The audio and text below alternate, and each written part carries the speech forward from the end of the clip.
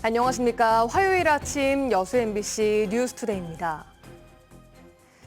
지난 주말 윤석열 대통령이 석방되고 검찰이 항고를 포기하면서 헌법재판소의 결정이 초미의 관심사로 떠오르고 있습니다. 오는 14일이 유력한 선고일로 점쳐지고 있는데요. 이런 가운데 시민사회단체와 지역 정치권은 신속한 탄핵 결정을 촉구하며 총력 투쟁에 들어갔습니다. 문형철 기자입니다. 윤석열 대통령에 대한 탄핵 심판 변론이 종결된 건 지난달 25일. 2주가 지나면서 헌재의 선고가 임박했다는 관측이 나옵니다.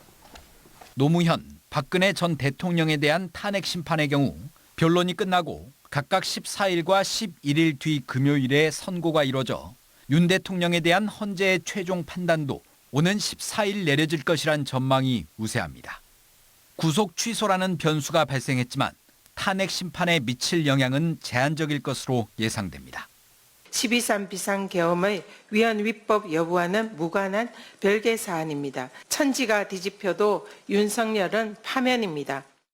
윤 대통령이 풀려난 직후 민주당을 비롯한 야권이 비상체제에 들어간 가운데 지역 정치권도 헌재의 신속한 결단과 검찰의 구속영장 재청구 등을 촉구하며 총력 투쟁을 선언했습니다.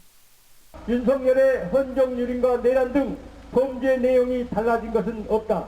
조속한 탄핵 결정만이 혼란한 전국을 안정시키는 유일한 길이다. 전남 지역 시민사회단체들 역시 헌법재판소의 탄핵 결정이 내려질 때까지 전방위 투쟁에 나서기로 했습니다. 이번 주에 꼭 나와야 된다고 생각을 하고 매일 저녁 집회, 기자회견, 천막 농성, 할 수 있는 모든 방법을 동원해서 전남 도민의 민주주의 수호 의지를. 전남 비상행동은 오늘 각 지역 대표와 집행위원장 등이 참석하는 연석회의를 열고 구체적인 활동 지침을 공유할 계획입니다. MBC 뉴스 문형철입니다. 전남 김영록 지사를 비롯해 더불어민주당 소속 광역단체장들이 윤석열 대통령에 대한 신속 파면을 촉구했습니다. 김영록 지사와 강기정 광주광역시장, 김동연 경기도지사 등 5명은 어제 공동 입장문을 통해 윤석열의 파면은 정의이자 시대정신이라며 윤석열 탄핵은 대한민국 존망의 문제라고 강조했습니다. 또 즉시 항고를 포기한 검찰에 국민이 분노하고 있다며 윤석열 석방은 상식에 어긋나는 법 기술의 불상사라고 비판했습니다. 최근 여수의 양식장에서는 출하를 앞둔 돔이 떼죽음을 당했죠. 지난 여름에는 고수온으로 이번 겨울엔 저수온 때문에 같은 지역에서 폐사가 반복되고 있는데요. 뾰족한 대책은 나오지 않고 있습니다. 최황지 기자가 취재했습니다. 최근 한파로 여수 양식장 74곳에선 300만 마리의 물고기가 떼죽음을 당했습니다. 지금까지 신고된 피해액은 87억 원, 역대 가장 큰 규모입니다. 최근 날이 풀리며 수온도 올랐지만 이상 수온의 후유증인지 물고기들의 폐사는 계속되고 있습니다. 지금 현재도 계속 진행 중입니다. 그리고 앞으로 한 달 이상은 더 죽을 걸로 예상을 합니다. 현재로 봐서는 한 60% 이상. 피해가 눈덩이처럼 불어나자 여수시는 월동장 설치를 정부에 건의했습니다. 수온이 비교적 높은 국립공원 지역으로 양식장을 이동해 저수온 피해를 막겠다는 겁니다. 국립공원 지역인 금오도 지역, 금오도 지구 쪽으로 내려가야 되거든요. 그래서 그쪽에다가 월동장을 지정하면은 안정적으로 이렇게 고기를 키울 수 있겠다. 월동장 설치는 어민들의 수건이었습니다. 하지만 환경부가 국립공원 안에서 허용되는 행위에 양식업이 없다며 매번 난색을 보여왔습니다. 저수온 피해가 예상되는데도 정부가 월동장을 지정해주지 않았다며 어민들은 예견된 피해라고 호소합니다. 어민들이 요즘에 참돔 같은 고수온 어종을 더 많이 키우거든요. 때문에 월동장이 꼭 필요하다. 그리고 월동장 이동에 필요한 장비들이 필요하다. 그래서 이런 것들을 많이 요구를 했죠. 반면 정부는 일시적인 월동장 설치 대신 보다 근본적인 개편안을 준비 중입니다. 해수부는 오는 11월 기후변화에 따른 양식업 종합계획안을 발표할 예정입니다. 해당 안에는 양식장 재배치와 규제 개선 등이 담길 예정이지만 어민들의 반발 등 풀어야 할 숙제도 많습니다. 어떤 현실성도 그렇고 일단 어민들께서 옮기자는 생각을 좀 안 하시는 것 같아요. 일단 저희가 정책적으로는 구체화돼서 나가면 아마 그때 돼서야 반응이 좀 오지 않을까라고 생각합니다. 해수부의 정책 방향에 일부 어민들은 연안 양식업에 큰 혼란을 초래할 것이라며 우려가 나오고 있는 가운데 정부 차원의 의견 수렴이 보다 중요해질 것으로 보입니다. MBC 뉴스 최양지입니다. 잦은 이상기후 등에 대응하기 위해 전남도가 어선 어업 분야에 460억 원을 투입해 환경을 개선합니다. 전남도는 올해부터 모든 어선을 대상으로 선원 재해보험 가입비를 지원하고 소형 어선을 육상으로 이동시키는 인양기 등 어업 기반 시설에 203억 원을 투입한다고 밝혔습니다. 또 친환경 어업을 위한 환경 개선 사업으로 연근해 어선 감척 사업 등에 179억 원을 지원합니다. 광양시가 동계 전지훈련의 최적지로 각광받고 있습니다. 광양시에 따르면 지난 겨울 지역을 찾아 성공적으로 동계훈련을 마무리한 전국 선수단은 육상과 축구, 탁구, 수영 등 4개 종목에 115개 팀 2천여 명에 이르고 있습니다.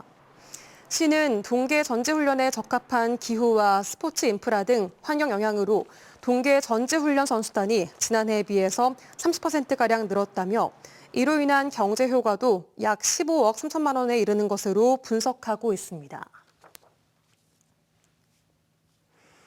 광양 지역에서 이른바 무자본 갭 투자로 아파트 200여 채를 사들인 뒤 전세보증금을 돌려주지 않은 임대인이 1심 재판에서 징역 9년의 중형을 선고받았습니다. 아직 피해를 회복하지 못한 청년 세입자가 상당수인데요. 보증금을 다 돌려받지 못할까 답답한 심정입니다. 유민호 기자입니다. 광양 중마동의 대단지 아파트입니다. 임대사업자 권모 씨는 지난 2020년부터 전세보증금으로 아파트 202채를 사들였습니다. 이른바 무자본 갭 투자. 세입자에게 집값보다 높은 전세보증금을 받았고 부동산 경기가 어려워지자 계약 종료 뒤 이를 돌려주지 않았습니다. 총 피해자는 121명, 대부분 청년입니다. 돌려받지 못한 보증금은 98억 원 규모입니다. 법원은 사기 등 혐의로 재판에 넘겨진 권 씨에게 징역 9년을 선고했습니다. 명의를 빌려준 공범 8명도 부동산 실명법 위반 등 혐의로 벌금과 집행유예를 선고받았습니다. 재판부는 서민의 전 재산이나 다름없는 보증금을 이익 추구 수단으로 삼아 그들의 생활 기반을 흔드는 중대범죄라는 점에서 엄벌할 필요가 있다고 밝혔습니다. 선고를 지켜본 피해자들은 형량이 비교적 무겁게 나온 건 다행이라면서도 보증금을 어떻게 돌려받아야 할지는 막막한 상황입니다. 일부 세입자는 합의하거나 주택도시보증공사로부터 보증금을 받았지만 여전히 피해를 회복하지 못한 이들이 상당수입니다. 지원 정책에 대해서 제가 많이 알아보고 공부를 했는데도 현실적으로 받을 수 있는 건 없더라고요. 그러니까 이제 법적인 싸움을 계속해서 해서 제 돈 찾을 수 있도록. 지역에서는 집값이 저렴한 대단지 아파트와 원룸촌 등에서 전세 사기 피해가 끊이지 않고 있습니다. 피해자를 중심으로 전남 동부권에 통합 피해 지원센터를 설치해야 한다는 주장도 커지고 있습니다. 하루빨리 전라남도에서 전세 사기 피해 지원 센터를 설립해서 저희 전라남 동부권 내에 있는 피해자분들이 이제 그런 법적인 이제 자문 그리고 행정 지원을 좀 받았으면 좋겠습니다. 또 오는 5월 말 종료를 앞둔 전세 사기 특별법 유효 기간을 국회가 연장해야 한다고 강조했습니다. MBC 뉴스 유민호입니다. 국가보훈부가 5.18 공법단체 3곳에 정치적 중립을 지키란 공문을 발송해 논란이 일고 있습니다. 윤 대통령 구속 취소에 대한 단체들의 비판 성명을 두고 주의를 준 건데요. 보훈부가 예산을 쥔 정부 부처인 만큼 이 같은 대응 자체가 압박이 될 수 있다는 우려가 나옵니다. 김초롱 기자의 보도입니다. 지난 7일 밤 국가보훈부는 5.18 공법단체 3곳에 공문을 보냈습니다. 윤석열 대통령 구속 취소에 대한 이들 단체의 비판 성명이 정치적 중립을 위반할 소지가 있다는 겁니다. 이에 광주 지역 국회의원들은 보훈부가 5.18 단체를 압박하고 있다고 비판했습니다. 국민의 표현의 자유를 억압하는 행위이며 국가기관이 내란 숙의 윤석열을 위해 역사적 진실을 애곡하려는 시도로 강력히 규탄받아야 마땅합니다. 국가보훈부가 근거로 든 관련 법령에는 정부 지원을 받는 5.18 공법단체는 특정 정당이나 공직 후보자 등에 대해 지지 혹은 반대할 수 없다고 적혀 있습니다. 하지만 어디까지 정치적 활동인지 해석이 다른 데다 12.3 비상계엄 사태로 인한 이번 사안은 달리 봐야 한다는 주장이 있습니다. 특정 정파를 위해서 의견 표명을 한 게 아니라 민주주의의 근간에 관한 내란 행위에 대한 비판이기 때문에 이것이 특정한 정파의 이익에 부합하는 것이 아니라서 5.18 단체들은 이후 상황이 우려되는 만큼 5.18 정신을 표명할 당위성이 있다는 입장입니다. 또 어떤 일을 벌릴지도 모르는 그런 상황에서 이 5.18 단체는 이 계엄의 피해자로서 그런 목소리를 낸 건 당연합니다. 봅니다. 정당한 이런 단체의 활동이에요. 강기정 광주시장은 자신의 SNS에 보훈부의 행위를 압박이라고 표현하며 시대착오와 판단착오라고 비판했습니다. 국가보훈부는 어디까지 정치활동으로 보냐는 취재진의 질문에 관리감독 기관으로서 통상적인 업무를 한 것이라는 입장문으로 답변을 대신한다며 구체적인 설명을 피했습니다. 예산권을 쥐고 있는 정부 부처가 관련 단체의 활동에 간섭하는 것이 오히려 대통령을 옹호하는 정치적 수단으로 쓰일 수 있어 지역사회는 이번 사안을 심각하게 바라보고 있습니다. MBC 뉴스 김초롱입니다. 순천 미식주간 행사가 이달 29일부터 다음 달 4일까지 순천만 국가정원 등에서 펼쳐집니다. 이번 행사에서는 유명 요리사가 참여하는 푸드쇼와 음식 전시회, 맛집 인증식 등의 프로그램이 진행됩니다. 이와 함께 자연 속에서 음식을 즐기는 미식 투어와 제철 식재료를 활용하는 쿠킹 클래스 등 다양한 체험 행사도 선보일 예정입니다. 다음 달 장성에서 열리는 제64회 전남도 체육대회가 선수들의 참가 신청을 마무리하면서 막바지 준비에 돌입했습니다. 지난해 부정선수 출전 논란이 일어서 거주지 참가 자격을 강화한 전남체전은 올해 22개 시군에서 23개 종목에 7,136명의 선수단이 참가 신청을 완료했습니다.